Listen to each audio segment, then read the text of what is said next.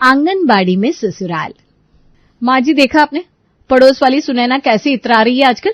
घर में play school क्या खोल दिया, खुद को हेड मास्टर नहीं समझने लगी है। आजकल कॉलोनी में लोगों से बातचीत करने का स्टाइल ही बदल गया उसका तो। कॉटन की एलिगेंट साड़ियां पहनकर, हाथ में घड़ी बांधकर 24 घंटे प्रिंसिपल वाले गेटअप में रहती है। अरे रहने देना, 5-7 बच्चों ने एडमिशन क्या ले लिया उसके यहाँ, ये प्रिंसिपल थोड़ी ना हो जाएगी। मैं सब जानती हूँ कितने पानी में है ये सब। अभी देखना अगले महीने से नए सेशन में एडमिशन होंगे ना, सारे बच्चे स्कूल में एडमिशन ले लेंगे और ये खाली झुनझुना पिटेगी बैठकर। हाँ माँ जी, पता नहीं उनके घर एडमिशन कराने वाले भी कौन है जो किसी के यहाँ भी अपने बच्चों को पढ़ने के लिए भेज देते हैं। उसके तो खुद के बच्चे नहीं है, वो किसी के बच्चों को क्या संभालेगी।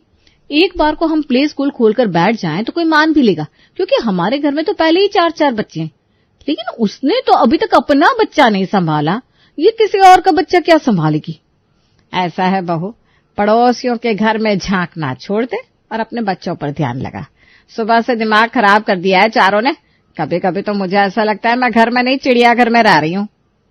अरे माँ गलत कह रही हो, चिड़ियाघर में नहीं रह रही हो बल्कि बॉयज हॉस्टल में रह रही हो तुम। पूरा दिन बच्चों को यही सिखाती रहती हो, यहाँ बैठो, ऐसे खाओ, वैसे पढ़ो। ये काम तो वार्डन के होता है ना। हाँ बेटा, तू भी मजाक उड़ा ले। तुझे पता भी है हॉस्टल में बच्चों को संभालने के उन लोगों को पैसे मिलते हैं, और मेरा तो चश्मा भी टूट जाए ना तो उसे बनवाने के लिए भी तुम लोग 2 महीने ऐसे ही गोल गोल घुमाते हो मुझे, तब जाकर इस बुढ़िया का चश्मा बनकर आता है। क्या माँ, तुम भी मजाक को मजाक की तरह नहीं ले सकती हो क्या? हर बार तुम्हारे पैसों पर आकर ही बात खत्म होती है। वैसे माँ जी, आप लोगों की बात सुनने के बाद मेरे मन में एक आइडिया आया है।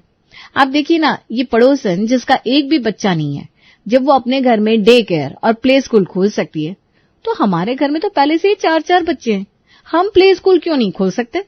मैं तो कह रही हूँ जैसे हम 4 बच्चे पाल रहे हैं, वैसे अगर 2-3 बच्चे और पाल देंगे तो हमारा क्या बिगड़ जाएगा। और सबसे बड़ी बात तो यह है कि दूसरों के बच्चों को पालने के हमें अच्छे खासे पैसे भी मिलेंगे। सोच कर देखो ना, हींग लगे ना फिटकरी और रंग भी चोखा ही आएगा। तूने जुबान तो हिला दी, लेकिन यह बता, तेरे स्कूल में एडमिशन कराएगा कौन अपने बच्चों का? तुमसे अपने बच्चे संभलते नहीं और तुम चाह रही हो कि मोहल्ले के लोग अपने बच्चे भी तुम्हारे पास छोड़ जाए। माँ जी आप ही बताओ, ये पड़ोसन सुनैना जो आजकल इतनी मैडम बनी घूम रही है, क्या हम नहीं जानते वो कितने पानी में है। थोड़ा दिखावा करना पड़ता है तभी तो लोग इम्प्रेस होते हैं। अब हम लोग घर में चाहे जैसे भी रहते हो, लेकिन अगर हमें अपना बिजनेस चलाना है तो लोगों को ऐसा दिखाना पड़ेगा कि हमें बच्चों से कितना लगाव है, हम बच्चों को कितने अच्छे से हैंडल कर सकते हैं। जब लोग हमसे और हमारी पेरेंटिंग से इम्प्रेस होंगे तभी तो वो अपने बच्चे की जिम्मेदारी हमारे पास छोड़कर जाएंगे। और वैसे माँ जी आजकल ना सारी औरतें वर्किंग है, वो तो चाहती हैं कि उनके बच्चे के लिए एक ऐसा डे केयर मिल जाए जो स्कूल जैसा ना लगे, बल्कि उनके बच्चों को बिल्कुल ऐसा एहसास कराए जैसे कि वो अपने ही घर में हो। मैंने तो अपने स्कूल के लिए नाम भी सोच लिया है। हमारे स्कूल का नाम होगा day home play and day care. ठीक है बहू, अगर तुम दोनों की इच्छा यही है कि हम अपने घर को प्ले स्कूल में बदल दें, तो हम एक बार अपनी किस्मत तो आजमा ही सकते हैं। अगर ये सुनैना हिट हो सकती है तो हम में ऐसी क्या बुराई है। अभी सीमा और साक्षी मिलकर अपनी सास के साथ अपने प्ले स्कूल के बारे में प्लानिंग बना रही थी, तभी वो देखते हैं कि अचानक से पड़ोसन सुनैना के प्ले स्कूल में बच्चों की लाइन लग गई है। देख रही है माँ जी आप, कितने सारे बच्चे आने लगे हैं सुनैना के यहाँ। ये तो बहुत जल्दी लखपति हो जाएगी। आप भी ना देर मत करिए, कहीं ऐसा ना हो कि सारे बच्चे इसी के यहाँ भर्ती हो जाए और जो झुनझुना हम उससे पकड़ाने वाले थे ना, वो हमें ही बैठ कर ना हिलाना पड़ जाए। अरे तूने क्या कसम खा रखी है, जब भी बोलेगी अशुभ ही बोलेगी? कभी कुछ अच्छा भी बोल लिया कर। मैं तो आज से ही अपनी किटी और कीर्तन मंडली में जाकर अपने प्ले स्कूल का प्रचार करना शुरू कर दूंगी। और तुम दोनों भी क्या पूरा दिन बच्चों में लगी रहती हो, थोड़ा बन सवर कर घर से बाहर निकला करो, लोगों को पता तो चले कि तुम दोनों के अंदर कितनी नॉलेज और टैलेंट है। तभी तो कोई भरोसा करके तुम्हारे पास अपना बच्चा छोड़ेगा। माँ जी अब ठीक कह रही हैं, हम दोनों भी थोड़ा फील्ड वर्क करते हैं, थोड़ी मेहनत आप कीजिए। मिलजुल कर काम करेंगे तो ऐसा हो ही नहीं सकता कि हमारे स्कूल में बच्चे ना आए। शाम के समय, अरे बहन जी 4-4 बच्चे हैं हमारे घर में, लेकिन मजाल है जो कभी मेरी दोनों बहू के माथे पर शिकन भी आ जाती हो।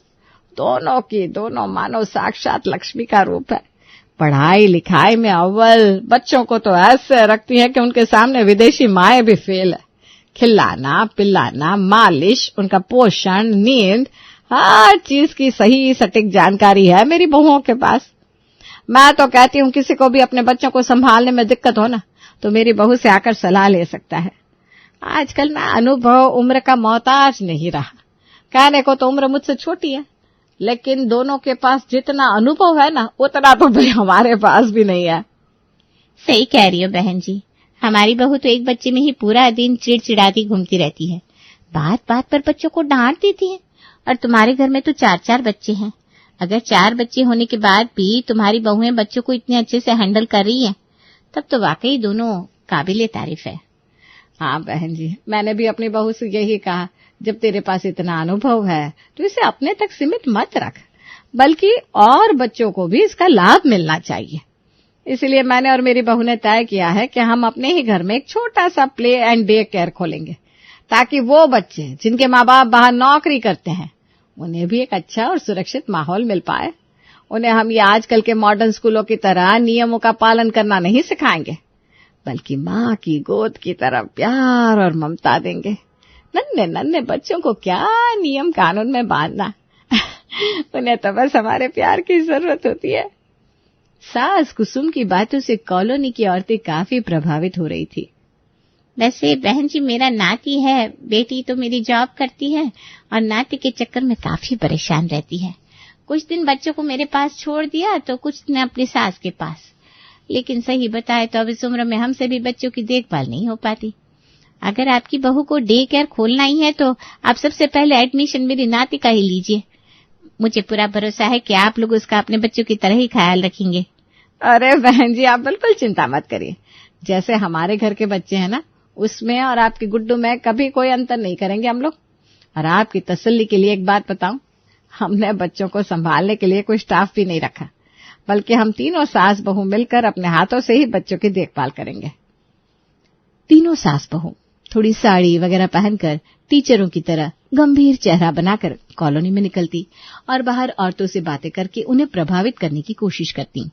तीनों सास बहू की मेहनत रंग ला रही थी और एक एक करके 4-5 बच्चों ने उनके प्ले स्कूल में एडमिशन भी ले लिया था पहला दिन। माँ जी, पिछले आधे घंटे से आपकी सहेली का नाती गुड्डू रोता ही जा रहा है। इसका रोना सुनकर अब तो मुझे चक्कर आने लगा है। कुछ करिए ना, चुप कराइए ना इसे। अरे मैं क्या करूं? अब क्या मैं इसे दीवारों पर जोकरों की तरह चल कर दिखाऊं तब चुप होगा ये? इतना कुछ तो कर लिया इसके लिए, टॉफी चॉकलेट खिलौने सब का ढेर लगा दिया इसके सामने, लेकिन ये तो चुप होने का नाम ही नहीं ले रहा।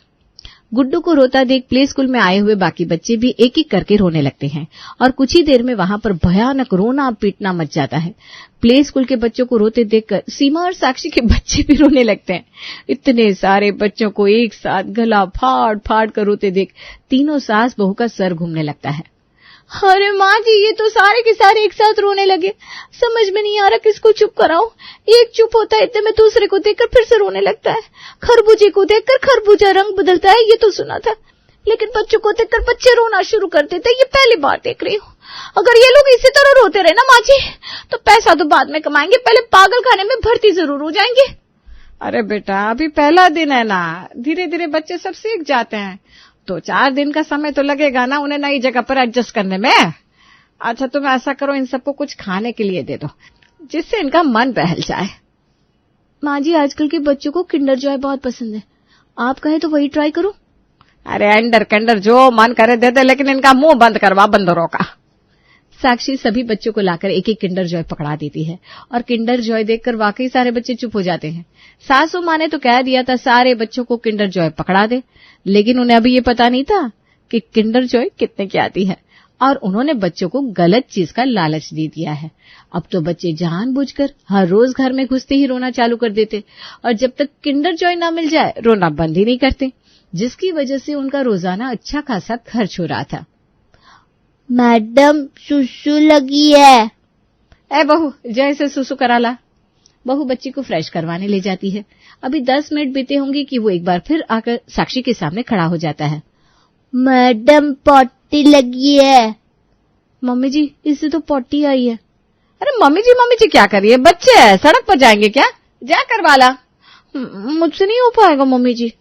अच्छा बेटा, और जब पैसे लेने की बारी आएगी इनके माँ बाप से, वो काम तू अच्छे से कर लेगी है? जाती है या आज का पूरा काम तुझसे करवाऊं घर का? जा रही हूँ ना मम्मी जी, अब बात बात पर धमकी क्यों देने लगती हैं? बेचारी साक्षी मन मारकर बच्चे को ले जाती है और उसको सुसु पॉटी कराने के बाद वापस ले आती है। एक को वॉशरूम जाते देख एक एक करके सारे बच्चे कभी सुसु, कभी पॉटी, कभी पानी के लिए साक्षी के पास लाइन बनाकर आने लगते हैं। एक बच्चा जाता नहीं कि दूसरा चला आता है, पॉटी पॉटी चिल्लाता हुआ। मैं सबकी डायरी में नोट लिखने वाली हूँ, कल से अपने बच्चों को घर से सुसु पॉटी कराकर भेजा करे। अरे 2 साल के बच्चे हैं, कैसे करा के भेजा करे? अब उनको आएगी तभी तो करेंगे ना। तू ज्यादा दिमाग मत चला, वरना कहीं ऐसा ना हो कल से बच्चे आने ही बंद हो जाए। माँ जी देख रही हैं आप, ये तीनों बच्चे पिछले 15 मिनट से सोफे पर कूदे जा रहे। कितनी बार समझाया लेकिन सुनने का नाम ही नहीं ले रहे। अब मैं क्या बताऊं। और वो गुड्डू तो जब से आया है तब से मेरे बेड पर कूद रहा है, और उसके गले में तो देख कैसा लग रहा है जैसे लाउड स्पीकर फीट है। बिना किसी बात के चिल्लाता ही जा रहा है, चुप होने का नाम ही नहीं ले रहा। मैडम भूख लगी है। मुझे भी। अभी बाकी बच्चे भूख भूख चिल्ला रहे थे कि हॉल में से एक जोरदार आवाज सुनाई देती है, जिसे सुनकर सभी दौड़ते हुए हॉल में पहुंचते हैं। देखते हैं एक 3 साल का बच्चा कांच के टेबल पर पूरी ताकत से कूद गया है, जिसके कारण टेबल का कांच 2 टुकड़ों में टूट गया है। हे भगवान, तुम दोनों या थोड़े से बच्चे भी नहीं संभाल सकती हो? अरे कम से कम एक तो बच्चों के आसपास रहा करो। माँ जी हम तो बच्चों के आसपास ही है, लेकिन ये बच्चे एक जगह बैठे तब ना, कोई बेडरूम में कूद रहा है, कोई हॉल में, कोई सोफा पर, कोई किसी टेबल पर ट्रम्पोलिन बनाकर कूद रहा है। किस किस को देखे उनके साथ हमारे बच्चे भी ऐसी ही हरकत कर रहे हैं जैसे वो हमें पहचानते ही नहीं। कितना भी रोक लो, मेरी बात को एक कान से सुनकर दूसरे कान से बाहर निकाल देते हैं। इसी हुड़दंग में कब स्कूल का समय बीत गया उन तीनों को पता भी नहीं चला। बच्चों को संभालते संभालते तीनों पस्त होकर सोफे पर गिर पड़ी थी। ऐसा है बेटा, बच्चे घर का जो हाल करके गए ना, इसे फटाफट सही करो। तुम जानती हो ना, मुझे इस तरह से अस्त व्यस्त पड़ा हुआ घर बिल्कुल पसंद नहीं। अरे माँ जी कुछ तो तरस खाइए हम पर, आपने तो कुछ किया भी नहीं तब भी आपको थकान हो गई। हम दोनों के बारे में तो सोचिए, हम कब से किसी को सुसु, किसी को पॉटी करा रहे, किसी को खाना खिला रहे, किसी को दूध पिला रहे, किसी को पढ़ाई करवा रहे। शरीर से बस आत्मा अलग होनी बाकी रह गई है, बाकी तो थकान से हमारा हाल बेहाल हो चुका है। अरे पहली बार बच्चों को संभाल रही हो क्या? अपने 4 नहीं संभाल रही हो इतने सालों से? क्या फर्क पड़ गया अगर 2-4 बच्चे और देख लिए तुमने तो? ज्यादा तिल का ताड़ बनाने की जरूरत नहीं है। जाओ फटाफट काम में लग जाओ और गर्मा गर्म खाना बनाकर खिलाओ, बड़ी तेज भूख लगी है। सास की बात सुनकर बेचारी दोनों बहुएं मन मारकर एक बार फिर से काम में जुट जाती हैं और सबसे पहले घर का हुलिया ठीक करती हैं, क्योंकि प्ले स्कूल के बच्चों ने पूरे घर का ऐसा हाल कर दिया था जैसे अभी अभी यहां से कोई तूफान गुजर कर गया हो। भाभी, अगर इतना काम हर रोज करेंगे ना तो हम लोग पागल हो जाएंगे। माँ जी को तो कोई फर्क नहीं पड़ने वाला। हम स्कूल खोले या कॉलेज, घर के काम तो वो हमसे ही करवाएंगी। हमें कोई बीच का रास्ता निकालना होगा। अगले दिन देखो भाभी, सबसे आसान तरीका है कि बच्चों को टीवी मोबाइल में एंगेज कर देते हैं। जितनी देर ये लोग शांति से बैठकर मोबाइल टीवी देखेंगे उतनी देर में हम लोग घर का काम निपटा देंगे, घर भी साफ सुथरा रहेगा और एक तीर से 2 निशाने भी लग जाएंगे। दोनों बहुओं ने आज नई ट्रिक अपनाई थी। बच्चों को खिलौनों की बजाय मोबाइल और टीवी पकड़ा दिया था और दोनों आराम से घर की साफ सफाई और बाकी कामों में जुट गई थी। आज ना तो बच्चों को प्यास लग रही थी, ना किसी को सुसु पॉटी आ रही थी, यहाँ तक कि किसी को भूख भी नहीं लगी।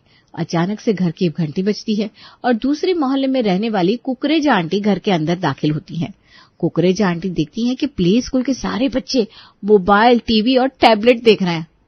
अरे आओ आओ बहन आओ, बड़ी बहू जाओ जल्दी से काकी के लिए 1 कप चाय बनाकर लाओ।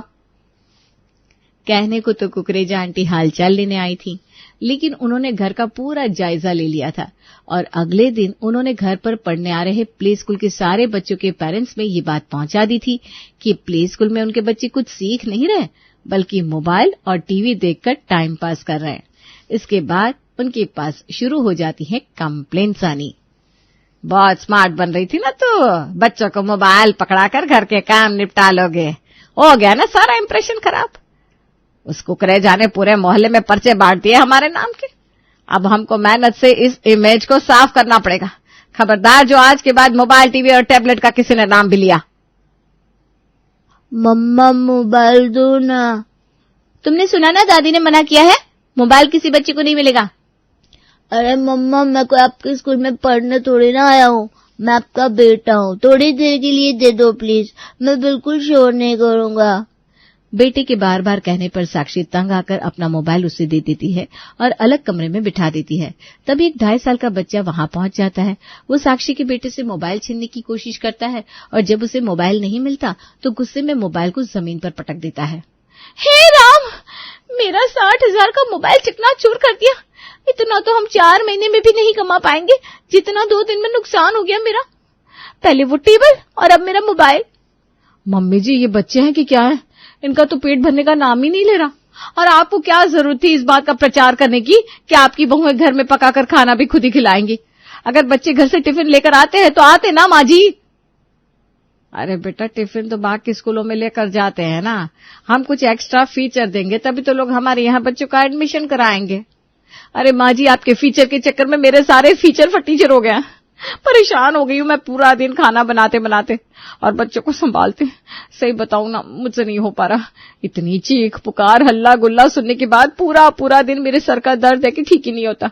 ऊपर से आप भी पूरा दिन बैठकर सिर्फ हुक्म चलाती रहती हो। कभी कहती हो ये लाओ, कभी कहती हो वो लाओ। ऐसा है माँ जी, आप मुझसे ना हाथ जुड़वा लो, अब मुझसे और नहीं हो पाएगा। ठीक ही कह रही हो दीदी, मुझसे भी नहीं हो पाएगा। मुझे भी समझ में आ गया है कि बच्चों को संभालना, प्ले स्कूल खोलना कोई बच्चों का खेल नहीं है। अरे नालायक, एडमिशन लेकर बैठ गई हो और अब दोनों की दोनों हाथ खड़े कर रही हो। ऐसा कहीं होता है क्या? तभी पड़ोसन उनके यहाँ आती है। देखो, मुझे पता है तुमसे ये बच्चे नहीं संभल रहे। तुम्हें क्या लगता था मैं खाली लिपस्टिक लगाकर बैठ जाती हूँ और बच्चे ऐसे ही संभल जाते हैं? देखो, माना कि मेरा कोई बच्चा नहीं है, लेकिन मैं एक ट्रेन टीचर हूँ। बच्चों को संभालने की, पढ़ाने की ट्रेनिंग ली है मैंने। बेशक तुम दोनों दो बच्चों की माँ हो, लेकिन माँ होने में और टीचर होने में फर्क होता है ना। तुम दोनों परेशान मत हो, तुम्हारे यहाँ के सारे बच्चों का एडमिशन मैं अपने स्कूल में कर दूंगी, वो भी फ्री। पड़ोसियों के लिए इतना तो कर ही सकते हैं ना। सुनैना की बात सुनकर दोनों बहुओं को अपनी गलती समझ में आती है और फिर कभी भी आगे से आंगनबाड़ी ना खोलने की कसम खा लेती हैं।